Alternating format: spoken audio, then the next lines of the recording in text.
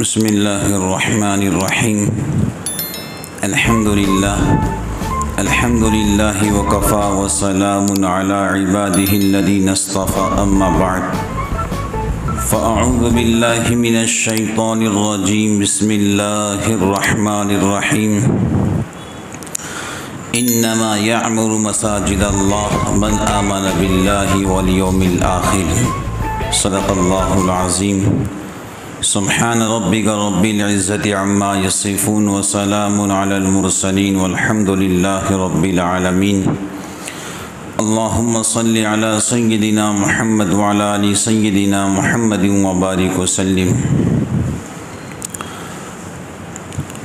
روئے زمین کے اوپر جو سب سے مقدس زمین ہوتی ہے اس زمین پر اللہ کا گھر تعمیر ہوتا ہے، یعنی مسجد۔ حدیث شریف میں آتا ہے دنیا کے اندر سب سے مقدس زمین مسجدیں ہیں جو اللہ کو نہایت پسند، مسجدیں اللہ کو نہایت پسند اور بازار اللہ کو نہایت ناپسند۔ مسجدوں پر ہمیشہ اللہ کی رحمتیں برستی ہیں، اور حدیث شریف میں آتا ہے جو مسجدوں سے محبت کرے گا اللہ اس سے محبت کریں گے۔ حدیث شریف میں آتا ہے جس طرح مچھلی کا دل پانی میں لگتا ہے ایسے مومن کا دل مسجد میں لگتا ہے۔ کیا خوبصورت بات حضرت رسول اللہ صلی اللہ علیہ وسلم نے فرمائی۔ جس طرح دلہا اپنے بارات میں نکلتا ہے خوشی خوشی، اسے پتہ ہے نکاح ہونے کے بعد جسمانی سکون ملے گا، ایسے مومن اپنے گھر سے وضو کر کے نکلتا ہے خوشی خوشی، اسے پتہ ہے نماز کے ذریعے اللہ سے ملاقات ہوگی، اسے روحانی نعمت ملے گی۔ تو بزرگان دین، اگر ہم مسجدوں سے محبت کریں گے تو اللہ ہم سے محبت کرے گا۔ مسجدیں اللہ کا گھر ہے۔ اللہ نے کہا میرے گھر کو وہی تعمیر کرتے ہیں جو اہل ایمان ہیں، جو اللہ پر ایمان رکھتے ہیں اور آخرت پر بھی ایمان رکھتے ہیں، یہی لوگ مسجدوں کی تعمیر کرتے ہیں۔ اللہ کے نبی پاک علیہ السلام نے فرمایا جب تم مسجد بنانے لگو تو صرف اہل ایمان سے پیسہ لو، جن کے پاس ایمان نہیں ہے تم تعمیر مسجد میں ان کا پیسہ نہیں لے سکتے۔ شریعت نے مسجدوں کے بہت آداب بتلائے ہیں۔ میں چاہتا ہوں جو کچھ کہوں اللہ مجھے آپ کو عمل کی توفیق عطا فرمائے۔ میرے محبوب جناب رسول اللہ صلی اللہ علیہ وسلم نے فرمایا جب تم مسجد میں آؤ تو پہلے سیدھا قدم رکھو، الٹے قدم رکھ کر مسجد میں مت آؤ، دایاں قدم رکھو اور دعا پڑھو اللہم افتح لی ابواب رحمتک، اے اللہ میرے واسطے آپ کے رحمت کے دروازے کھول دیجئے۔ ایک روایت میں آتا ہے یہ دعا پڑھو بسم اللہ والصلاۃ والسلام علی رسول اللہ صلی اللہ علیہ وسلم اللہم افتح لی ابواب رحمتک۔ اگر حضور یہ کہتے کہ یہ دعا پڑھو اللہم افتح لی باب رحمتک، اللہ میرے واسطے آپ کا رحمت کا دروازہ کھولیے، لیکن یہ کہا اللہم افتح لی ابواب رحمتک، اللہ جتنے آپ کے رحمت کے دروازے ہیں سارے کھول دیجئے۔ تو اس دعا سے پتہ چلتا ہے اللہ کی رحمت کا دروازہ ایک نہیں کہیں ہے۔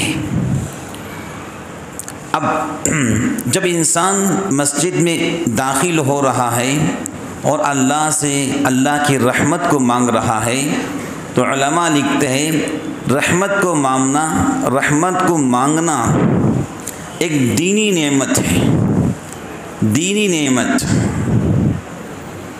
اس کا مطلب کیا ہے؟ اے اللہ جتنی بھی آپ کی دینی نعمت ہے مجھے عطا فرمائیے۔ اب ایک بندہ بسم اللہ والصلاۃ والسلام علی رسول اللہ پڑھتا ہے صلی اللہ علیہ وسلم، اب پہلے اللہ کا نام لیتا ہے، بعد میں حضور پاک علیہ السلام پر درود شریف پڑھتا ہے اور آپ پر سلام بھیجتا ہے۔ کیوں؟ آپ کے اتنے احسانات ہیں کہ آپ ہی کے احسانات کی طرف سے ہم کو ایمان ملا اور ہم مسجد میں آنے والے بنے۔ حضور پاک علیہ السلام کی صفات میں سے ایک صفت یہ تھی، جو کوئی آپ کو ہدیہ دیتا آپ فوراً اس کو کچھ نہ کچھ ہدیہ میں دیتے۔ ہدیہ دینا بھی سنت ہے، ہدیہ لینا بھی سنت ہے، اور حضور نے فرمایا ہدیہ دیا بھی کرو، ہدیہ لیا بھی کرو، اس سے محبتیں عام ہو جائیں گی۔ ہم مسجد میں داخل ہوتے وقت حضور پاک علیہ السلام پر درود شریف اور آپ پر سلام بھیجتے ہیں، گویا امتی ہونے کے ناطے ہم آپ کو ہدیہ بھیج رہے ہیں۔ اب حضور پاک علیہ السلام دنیا میں زندہ نہیں ہے، اپنے قبر اطہر والی زندگی میں آرام فرما رہے ہیں، تو ہمارا ہدیہ آپ تک گیا، اب دنیا میں ملنا مشکل ہے۔ علماء لکھتے ہیں آخرت کے اندر حضور پاک علیہ السلام آپ کا ہدیہ کا جواب دعا کے شکل میں، شفاعت کی شکل میں عطا فرمائیں گے۔ بھائی میرا امتی تم نے درود شریف پڑھے ہیں، میں اللہ سے تمہاری مغفرت کی دعا کرتا ہوں، تو آخرت میں حضور دعا فرمائیں گے، میں تمہاری شفاعت اللہ سے کراتا ہوں۔ یہ درود شریف ہدیہ بھیجنے کی طرف سے۔ اب انسان مسجد میں آ گیا تو مسجد کے کچھ آداب ہوتے ہیں جو ہر اہل ایمان کو سمجھنا، جاننا، اس پہ عمل کرنا ضروری ہے۔ مسجد کے آداب یہ ہے کہ مسجد میں باوضو آئیں، گھر ہی سے وضو بنا کر آئیں، یہ بہتر ہے۔ اب جب مسجد میں آ گئے تو سب سے پہلے کیا کرنا ہے؟ سنتیں ادا کرنا ہے۔ اگر سنت کے ساتھ میں ٹائم بھی ہو تو حضور پاک علیہ السلام نے فرمایا تم مسجد میں آؤ تو تحیت المسجد 2 رکعت ضرور پڑھو۔ اب ظہر کے وقت آپ مسجد میں آئیں، 4 رکعت سنت موقدہ ہے۔ اب آپ 4 رکعت پڑھ کر پھر 2 رکعت تحیت المسجد پڑھ سکتے ہیں تو بہت بہتر۔ اگر صرف 4 رکعت پڑھیں گے اور نماز کھڑے ہو جائیں گی تو فقہا لکھتے ہیں ایسے موقع پر ان 4 رکعت کے اندر 2 رکعت تحیت المسجد کی نیت کر لو، اللہ کے ذات سے امید ہے سنت کا بھی ثواب ملے گا، نفل نماز کا بھی ثواب ملے گا۔ تحیت المسجد، حضور پاک علیہ السلام نے فرمایا میرے صحابی جب تم مسجد میں آؤ تو جب تم مسجد میں بیٹھتے ہو نماز کے انتظار میں، تو گویا تم مسجد میں نہیں جنت کے کیاریوں کے اندر بیٹھتے ہو۔ کہاں بیٹھتے ہو؟ جنت کی کیاریوں کے اندر تم بیٹھتے ہو۔ پھر فرمایا جب تم جنت کے کیاریوں کے اندر بیٹھو تو جنت کے پھل کھاؤ۔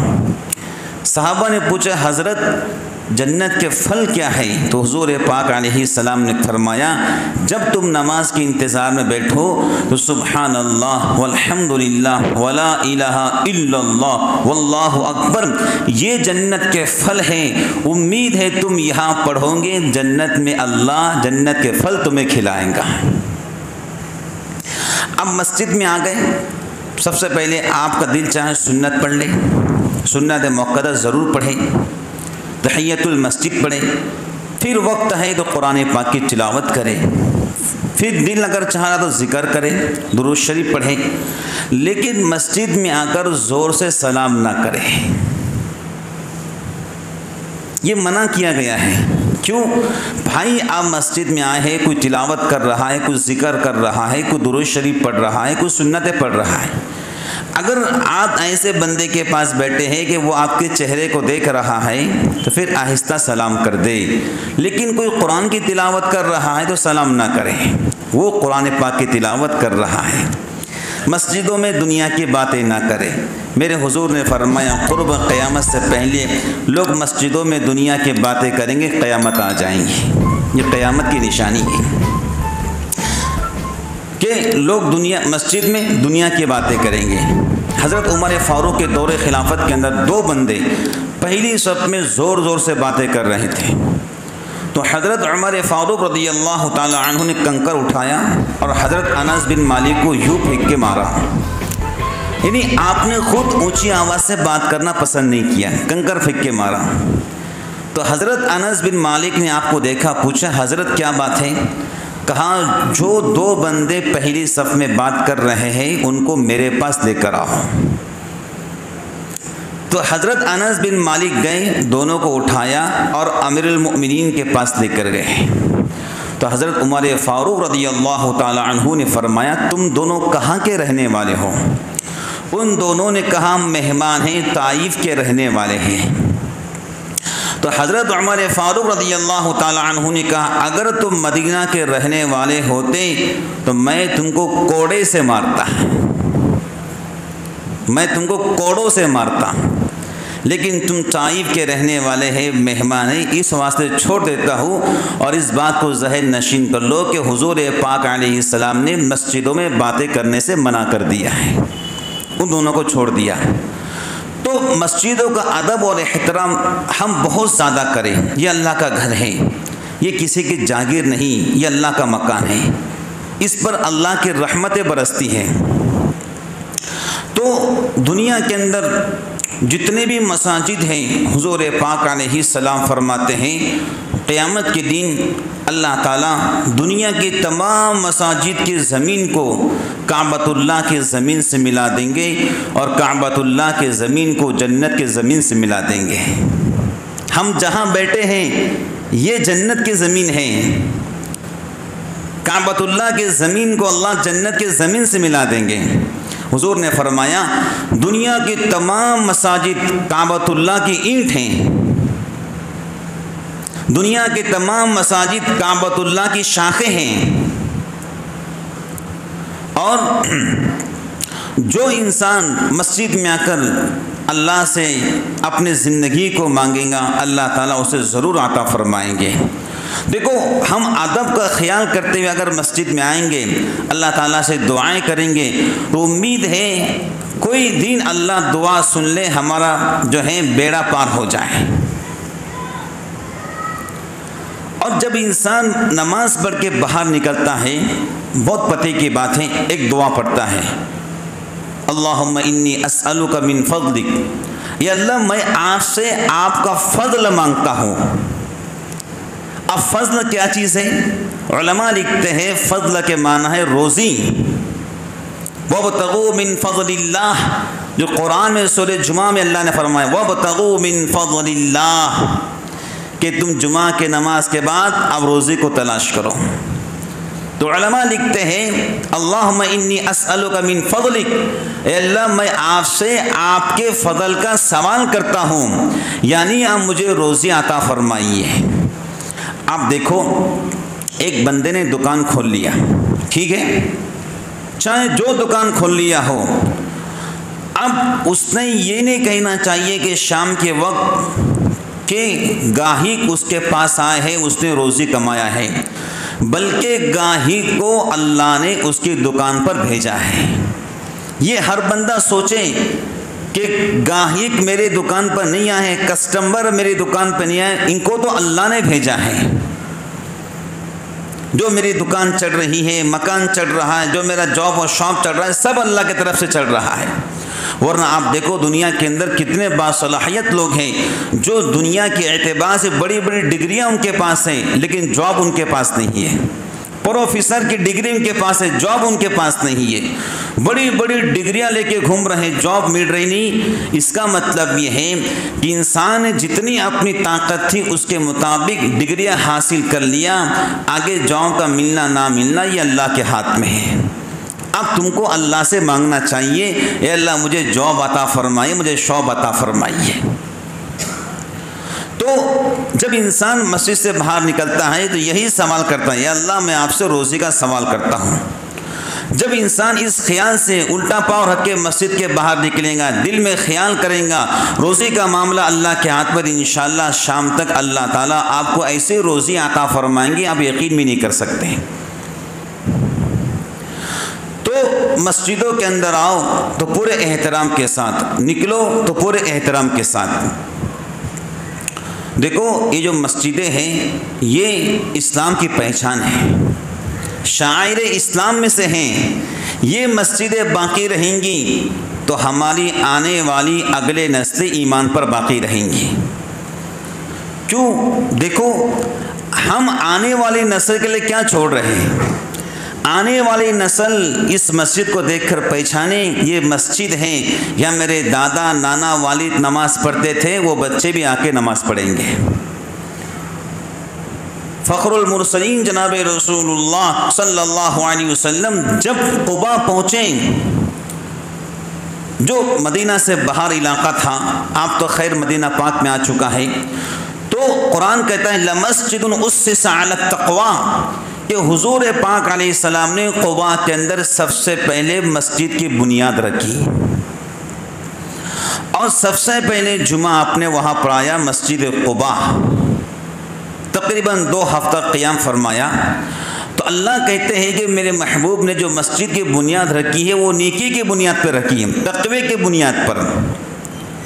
پھر آپ مدینہ پاک گئے تو پہلے اپنا گھر نہیں بنایا، مدینہ پاک جانے کے بعد پہلے گھر نہیں بنایا، سب سے پہلے مسجد بنائی۔ 2 یتیم بچوں کی زمین تھی، ان یتیم بچوں کو پیسہ دے کر زمین خریدی، آس پاس کے پتھر چنے، مٹی کا گارا بنایا اور سر کے اوپر دیوار بنائی۔ جب دیوار سر کے برابر آ گئی یا تھوڑے سر سے اوپر ہو گئی تو حضرت رسول اللہ صلی اللہ علیہ وسلم نے کھجور کے ٹہنیاں اور کھجور کے پتے پہ کھجور کے ٹہنیاں ڈال کر، کھجور کے تنے ڈال کر اور کھجور کے پتے اس پہ ڈال دیے، وہ چھت بن گیا۔ صحابہ فرماتے ہیں جب مسجد بنی تو صرف دھوپ سے ہم بچ سکتے تھے، جب بارش آتی تھی تو مسجد کی ساری زمین کچی ہو جایا کرتی تھی، یہاں تک کہ سرور کائنات محمد الرسول اللہ صلی اللہ علیہ وسلم سجدہ فرماتے تو مبارک پیشانی پر وہ کچی مٹی لگ جایا کرتی تھی۔ جب مسجد بنائی، مسجد نبوی، گھر نہیں بنائے، پہلے اللہ کا گھر بنایا، اور اللہ کا گھر بنانے کے بعد اپنا گھر چھوٹے چھوٹے گھر بنائے۔ مسجد کو بہت بڑا بنایا، بہت بڑی مسجد بنائی، لیکن گھر کی باری آئی تو چھوٹے چھوٹے گھر بنائے۔ تو حضور پاک علیہ السلام جہاں پر گئے سب سے پہلے مسجد بنائی، اور یہ مسلمانوں کی پہچان ہے۔ مسلمان جہاں جاتا ہے اپنا گھر بعد میں بناتا ہے، پہلے اللہ کا گھر بناتا ہے۔ مسجد نبوی کے اندر کوئی چراغ کا انتظام نہیں تھا، چراغ نہیں تھا، روشنی نہیں تھی، بس لوگ جو ہیں جس ٹہنیوں کو کھجور آتی تھی وہ کھجور کھانے کے بعد وہ ٹہنیاں ذرا سوکھ جایا کرتی تھی، باریک باریک لکڑیاں، بس اس کو جلاتے تھے، اس سے تھوڑی بہت روشنی نکلتی تھی، پھیکی پھیکی روشنی، بس یہی روشنی تھی۔ 9 سال کے بعد سن 9 ہجری کے اندر حضرت تمیم داری نے جو ہے ملک شام گئی، اور ملک شام جانے کے بعد جو ہے تو وہاں دیکھا کہ وہاں کے لوگ قندیل جلاتے ہیں، چراغ جلاتے ہیں، تو انہوں نے وہاں سے قندیل ایک لیمپ لے کر آئے ملک شام سے، اور مغرب کی نماز میں جو ہے اس قندیل کو جلا دیا۔ حضرت تشریف لائے، بڑے خوش ہو گئے، چہرے پر خوشی، ارے بھائی میری مسجد کو کون روشن کیا ہے؟ بڑے چہرے پہ خوشی آ گئی، بھائی میری مسجد کو روشن کون کیا ہے؟ تو صحابہ نے کہا تمیم داری نے، کہا اگر مجھے بیٹی ہوتی تو میں تمیم داری کو اپنی بیٹی نکاح میں دے دیتا۔ تو نوفل بن حارث کھڑے ہوئے، حضرت میں بھی تو آپ کے تایا کا بیٹا ہوں، آپ کا بھائی ہوں، میری بیٹی کہاں سے، آپ کی بیٹی کہاں سے؟ میں آپ کے کہنے پر اپنی بیٹی تمیم داری کے نکاح میں دیتا ہوں۔ مسجد کو روشن کرنے پر تمیم داری کا نکاح اہل بیت سے ہوا، مسجد کو روشن کرنے پر تمیم داری کا نکاح اہل بیت سے ہوا۔ تو مسجد کی روشنی، اور جو لوگ مسجدوں میں خدمت کرتے ہیں، جو لوگ مسجدوں کے لیے فکر مند رہتے ہیں، جو لوگ مسجد کا انتظام کیسے چلے اس کے لیے ہمیشہ کوشش میں لگے رہتے ہیں، ایسے لوگوں سے اللہ تعالیٰ خوش ہو جاتے ہیں۔ بلکہ تاریخ میں لکھا ہے کہ اکبر بادشاہ جو ہے جب شہزادہ تھا تو مسجدوں کی صفائی کرتا تھا، ابھی بادشاہ نہیں بنا تھا، شہزادہ، مسجدوں کی صفائی کرتا تھا، بہت نیک تھا، لیکن مبارک اور فیضی جیسے دنیا دار لوگ اس کے پاس آئے تو اس کا ایمان کا سودا کر لیا۔ بہرحال اکبر بیچارہ بغیر ایمان کے دنیا سے گیا ہے، لیکن جب تک شہزادہ تھا روزانہ مسجد کی جھاڑو مارتا تھا۔ ہمارے مشائخ لکھتے ہیں جو مسجد کی جھاڑو ماریں گا اللہ اس کے دل کو صاف کر دیں گے۔ مسجد اللہ کا گھر، مسجد نیکی کی جگہ، جب تم جھاڑو مارو گے تو نیکی تمہارے دل میں آئیں گی۔ اب جب نیکی تمہارے دل میں آئیں گی تکبر ختم ہو جائے گا۔ ایک سیاہ فام جوڑا تھا مدینہ منورہ کے اندر، میاں بیوی مسجد میں صفائی کرتے تھے۔ مسجد کی صاف صفائی، صحن میں صفائی کرنا، دونوں کا انتقال ہوا تو حضرت رسول اللہ صلی اللہ تعالیٰ علیہ وسلم دونوں کے قبر پہ گئے اور ان سے بات کرنے کی کوشش کی، کیا حال ہے تمہارا قبر میں؟ تو آپ کو بتلایا گیا، بخاری میں حدیث موجود ہے، آپ کو بتلایا گیا کہ وہ دونوں کی قبر کو اللہ نے نور سے منور کر دیا ہے۔ حضرت نے کہا دیکھو مسجد کی صفائی کی طرف سے میاں بیوی جو مر چکے ہیں ان دونوں کی قبروں کو اللہ نے نور سے منور کر دیا ہے۔ جو جوان شادی نہیں ہوتی پریشان ہے وہ آئیں مسجد میں صفائی کریں، 2 رکعت نفل پڑھ کر اللہ سے دعا کریں، انشاءاللہ اس کو نیک و صالحہ خادمہ بیوی اللہ عطا فرمائیں گا۔ مسجد کی صفائی یہ ہر بندے کی ذمہ داری ہے، یہ اللہ کا مکان ہے۔ ایک ہی صف میں کھڑے ہو گئے محمود و آیاس، نہ کوئی بندہ رہا نہ کوئی بندہ نواز۔ یہاں جاگیریں چلنے والی نہیں ہے، یہاں تو بندگی چلنے والی ہے۔ ہر بندہ چٹائی کو اٹھائے، اپنے بچوں کو لائیں، بھتیجوں کو لائیں، کچھ جوان کھڑے ہو جائیں، دوستوں کا گروپ ہوتا ہے، چلو اس جمعرات کو میں نے صفائی کرنا ہے، اس بدھ کو میں نے صفائی کرنا ہے، آج انشاءاللہ میں وضو خانہ دھوؤں گا، آج میں طہارت خانہ دھوؤں گا، آج اندر کی صفائی میں کروں گا، جہاں امام صاحب نماز پڑھا دے وہ مسلم میں دھو کر لاؤں گا، آج جالے صفائی میں کروں گا، اوپر کا کچرا میں اٹھاؤں گا۔ یہ ہر بندہ سوچے یہ اللہ کا مکان ہے۔ جب ہم اللہ کے واسطے کریں گے تو انشاءاللہ اللہ رب العالمین ہمارے ساتھ میں خیر کے معاملے فرمائیں گے۔ عرب کا ایک جوان تھا، اس نے جو ہے یہ بات طے کر لی کہ میں نے مسجد بنانا ہے لیکن پیسہ کسی سے نہیں لینا ہے، تو مسجد کا کام شروع کیا، عالی شان مسجد بنایا، بہترین خوبصورت مسجد، اچھی مسجد بنایا۔ جب مسجد مکمل ہوئی تو رات میں سو گیا، خواب میں دیکھا کہ جنت میں 2 گھر ہیں، جنت میں 2 گھر ہیں۔ حدیث میں آتا ہے جو مسجد کو بنائے گا اللہ اس کے نام کا جنت میں محل بنائیں گے۔ اب اس نے خواب دیکھا جنت میں 2 محل ہیں، ایک محل پر اس کا نام اور ایک محل کسی اور کا۔ خیر یہ پریشان ہوا، صبح اٹھا تمام مزدوروں سے پوچھا کہ مسجد تو میں نے اپنی ذاتی پیسوں سے بنایا، یہ بتاؤ تم میں کوئی مزدور ہے جس نے کچھ پیسے بغیر پوچھے ڈال دے ہو تعمیری کام کے اندر؟ تو سارے مزدور خاموش، نہیں بھائی ہم تو مزدور لوگ ہیں، کہاں اتنا پیسہ کہ تعمیری کام میں پیسے ڈال سکے۔ وہ پریشان ہوا، تمام مزدور کو بلایا کیونکہ خواب میں 2 مکان دیکھے تھے۔ تو ایک مزدور نے کہا جب میں مسجد کی دیواروں کو بالٹی سے پانی ڈال رہا تھا تو ایک سیاہ فام کالی خاتون یہاں سے گزر رہی تھی، بالٹی پھٹ گئی تھی، سوراخ ہو گیا تھا، تو بالٹی کا پانی بجائے دیوار پر پورا گرنے کے نیچے گر رہا تھا۔ اس سیاہ فام خاتون نے ایک بالٹی خرید کر مجھے دیا اور میں نے اس بالٹی سے پانی دیواروں پہ ڈالتے رہا۔ کہا تحقیق کرو خاتون کون ہے۔ جب تحقیق کرنے کے بعد خاتون مل گئی، اس جوان نے کہا دیکھو میں نے مسجد بنائی، پورا پیسہ خرچ کیا، اور جو تم نے 5 ریال کی بالٹی خرید کر دی ہے مجھ سے 5 ریال لے لو، لیکن میری تعمیر کام میں حصے دار مت بنو۔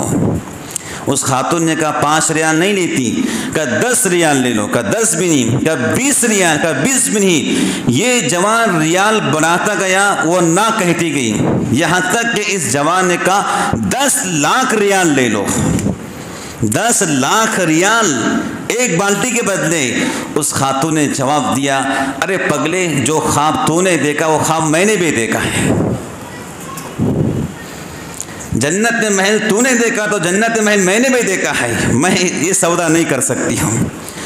تو بزرگان دین تعمیری کام پر اور مسجد کے صفائی پر اللہ تعالیٰ کے بہت سارے وعدے ہیں۔ تو مسلمان جہاں گئے، سب سے پہلے مسلمان نے اپنے گھر نہیں مسجدوں کو بنایا۔ یہ تاریخ ہے اسلام کی۔ ملایا قوم تھی، ملیشیائی قوم، انگریزوں نے ملیشیا پہ حملہ کیا تو ملایا قوم جو ہے ان کے غلام بن گئی۔ جیسے انگریزوں نے ملک بھارت کو ہیجک کیا تھا اور ملک بھارت پر 200 سال تک حکومت کی، ایسے ملیشیائی قوم ملایا قوم تھی، ان کو انگریزوں نے گرفتار کر لیا اور گرفتار کرنے کے بعد ان کو افریقہ لے کر آئے، کیپ ٹاؤن کے اندر، اور مسلمانوں کے پیر میں زنجیر ڈال دی گئی کہ بھاگ نہ جائے، اور دن بھر ان کو ایسے رکھتے، صرف رات میں آرام کرنے کے لیے پیر کی زنجیریں کھولتے۔ خدا کی شان، دن بھر مسلمان زنجیروں میں رہتے، جب شام میں زنجیریں کھولتے، انگریز سو جاتے تو مسلمان چپکے سے اٹھتے، پہاڑ پہ جا کر نماز دن بھر کی پڑھ لیا کرتے۔ تو اسی دوران ایک ڈچ قوم تھی جس نے کیپ ٹاؤن پہ حملہ کر دیا۔ تو انگریز جانتے تھے یہ ملایا مسلمان ہیں اور یہ بڑے جنگجو اور بہادر ہیں۔ تو انگریزوں نے مسلمانوں سے کہا، دیکھو تم کئی سالوں سے ہمارے غلام بنے ہو، اگر تم ڈچ قوم کا مقابلہ کرو گے ہم تم کو آگے رکھیں گے تو ہم تم کو آزاد کر دیں گے۔ مسلمانوں نے کہا، ہماری پہلی شرط سنو، ہمیں آزادی نہیں چاہیے، ہمیں مسجد چاہیے۔ اگر ہم ان کا مقابلہ کریں گے ڈچ قوم کا تو ہمیں کیا ملے گا؟ انگریز نے کہا، آپ کو مسجد بنا کر دیں گے۔ مسلمان بڑے خوش ہوئے اور ملایا قوم کے مسلمانوں نے ڈچ قوم سے مقابلہ کیا، یہاں تک کہ ڈچ قوم کو شکست ہوئی اور ملایا مسلمانوں کو جیت ہوئی۔ انگریز نے جو وعدہ کیا تھا مسجد بنا کر دیں گے، مسلمانوں نے مسجد بنائی۔ تو وہ زمانہ ایسا تھا، آلات بھی نہیں تھے، اسباب بھی نہیں تھے، قبلہ کا تعین کر سکے، قبلہ کدھر ہے، سمت کدھر ہے۔ تو آج بھی اس مسجد کے اندر ٹیڑھی صفیں بنائی جاتی ہے کیونکہ قبلہ ان کا ہٹا ہوا تھا۔ تو ڈچ قوم نے جو ہے بزرگان دین پہلے گھر نہیں مانگے، پہننے کے لیے کپڑا نہیں مانگا، کھانے کے لیے روٹی نہیں مانگی، اگر مانگا ہے انگریز قوم سے پہلے تو اللہ کے گھر کو بنانے کی بات کی ہے۔ یہ مسلمانوں کی سنہری تاریخ ہے کہ مسلمان جہاں بھی گئے پہلے مسجد بنائی ہے۔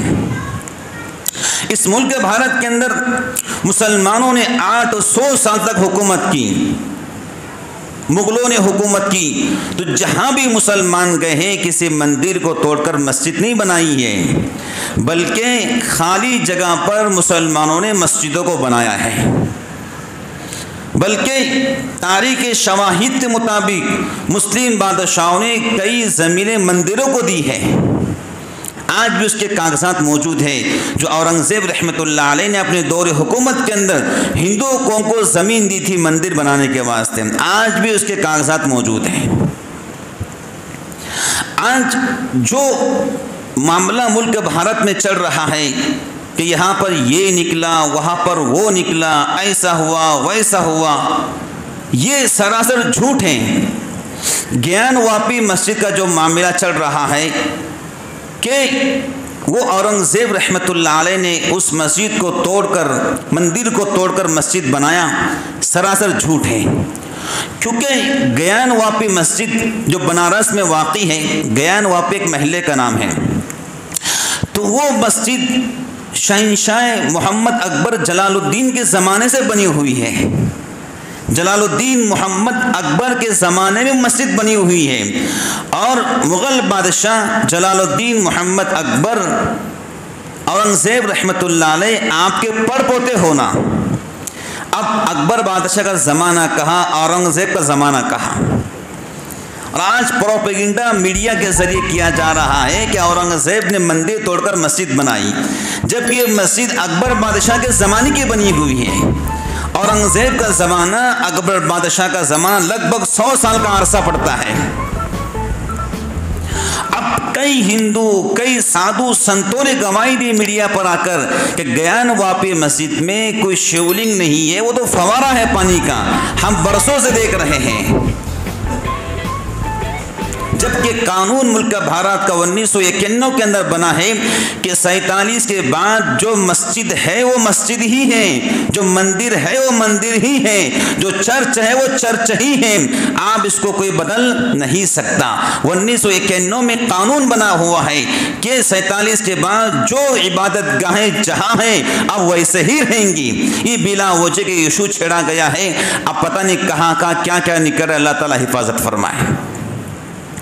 تو مسلمان قوم کو چاہیے وہ اپنے مسجدوں کی حفاظت کرے، مسجدوں کی حفاظت میں آگے آئیں، مسجدوں کو آباد کریں، سجدوں سے، تلاوت سے، ذکر سے، فکر سے اللہ کے گھر کو آباد کریں۔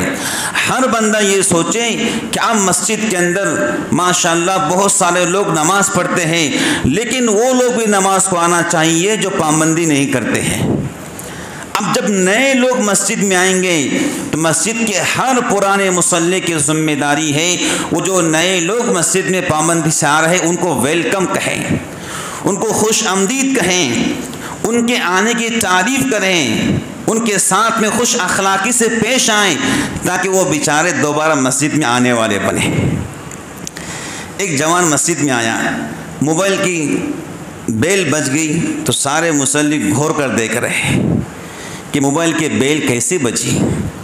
اب کوئی تھوڑی کے جان بوجھ کے کرتا ہے، انسان ہے بھول گیا، تو سارے مصلی بڑی بڑی آنکھوں سے دیکھ رہے بیل کیسے بجی۔ اب یہی جوان یہاں سے اٹھا شراب خانے میں گیا، جانے کے بعد غصے میں تھا، کانچ کا گلاس ہاتھ سے چھوٹا نیچے گر گیا اور پھٹ گیا، نیچے گرا کانچ کا گلاس پھٹ گیا۔ تو 2-3 ویٹر بھاگتے آئے اور کہا سر کانچ کا گلاس پھوٹا ہے، ٹینشن مت لیجئے، کہیں آپ کو تکلیف تو نہیں ہوئی ہے، کہیں آپ کو زخم تو نہیں آیا ہے، کہیں آپ کو درد تو نہیں ہوا ہے، بتاؤ پھر اس کا دل کہاں لگے گا۔ یہاں بیل بجنے پر سب غرا کے دیکھ رہے، وہاں کانچ پھوٹنے پر لوگ ویلکم کہہ رہے ہیں کہ آپ کو کہ زخم تو نہیں آیا ہے، تو وہ کہہ رہے نہیں بھائی مجھے کچھ نہیں ہوا ہے۔ یہ ہے مزاج، یہ بدلنے کی ضرورت ہے۔ مسجد میں ہر آنے والے مصلی کو ویلکم کہیے، خوش اخلاقی سے پیش آئیے، یہ اللہ کا مکان ہے، یہ اللہ کا گھر ہے۔ اگر ہم خوش اخلاقی سے پیش آئیں گے اللہ تعالیٰ بھی ہمارے ساتھ شان کریمی سے پیش آئیں گے۔ ہر بچے کو ویلکم کہیے، ان کو سینے سے لگائیے، سر پہ ہاتھ رکھیے۔ کفر تو یہی چاہ رہا ہے کہ مسلمانوں کی مذہبی شناخت ختم ہو جائے، یہ ہماری مذہبی شناخت ہے، یہ باقی ہے تو ہماری اگلی نسلیں انشاءاللہ ایمان پر باقی رہیں گی۔ ایک گاؤں کے اندر عیسائیوں نے کیا کیا، غریب گاؤں تھا، دیکھو تم غریب ہو اور تم روزی روٹی کماتے ہو، ہم تم کو مہینے بھر کا راشن دیں گے، ہم تم کو جو ہے دواخانے کی اسکیم فری میں دیں گے، تمہارے بچوں کی تعلیم فری میں کروائیں گے، صرف ایک کام کرو تم ہمارا کلمہ مت پڑھو، جو تمہارا قبرستان ہے وہاں پر ہماری عیسائیوں کی تختیاں لگا دو، صرف قبرستان کے اندر، دوسرا کچھ مت کرو۔ اب سارے مسلمان گاؤں کے خوش ہو گئے کہ ہم کو عیسائی بھی نہیں بننا ہے اور مہینے بھر کا راشن فری میں، بچوں کی تعلیم فری میں اور دواخانے کی اسکیم فری میں، صرف قبرستان میں ان کی تختیاں لگانا ہے۔ یہ مسلمان گئے قبرستان میں عیسائیوں کی تختیاں لگائیں، پھر کیا تھا جن لوگوں نے عیسائیوں سے اسکیمات لی، ایک زمانہ گزر گیا، جب نئی نسل آئی تو معلوم پڑا ان عیسائیوں نے محنت کی، دیکھو تم مسلمان بنے پھرتے ہو، تمہارے باپ دادا تو عیسائی ہیں، کہاں عیسائی ہیں، کہا چلو قبرستان کے اندر۔ جب بچوں کو قبرستان لے کر گئے، سارے قبروں پر عیسائیوں کی تختیاں لگی ہوئی تھی، سارا گاؤں عیسائی بن گیا۔ وہ 100 سال اگلی پلاننگ کرتے ہیں، یہ جو پلاننگ چل رہی ہے آج کے نہیں ہے، یہ بہت پرانی پلاننگ ہے، اگلے 100 سال کا میدان ان کے ہاتھ میں ہے۔ وہ چاہتے ہیں اگلے 100 سال میں پورے لوگ جو ہیں اسلام کو چھوڑ کر کوئی اور دھرم قبول کر لے۔ اب ان کے باپ دادا نے سوچا نہیں تھا کہ ہم قبرستان پہ تختے لگائیں گے تو کیا ہوگا؟ ہاں، ان کی آنے والی نسلیں ایمان سے دور ہو گئی، آنے والی نسلیں عیسائی بن گئی۔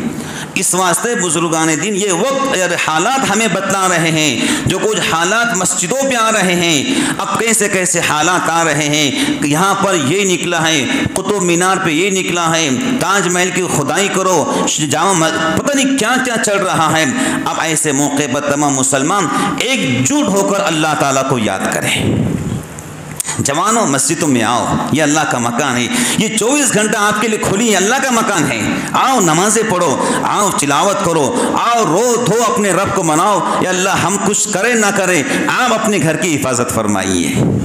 اب بتاؤ، گیان واپی مسجد کے اندر کئی صدیوں سے نماز ہوتی آ رہی ہے، صدیوں سے نماز، اگر وہ بند ہو جائے واقعتاً ملک بھارت کے تمام مسلمانوں کے دل زخمی ہو جائیں گے کہ جہاں پر سجدہ ہوتا تھا اس کو تالا لگ گیا۔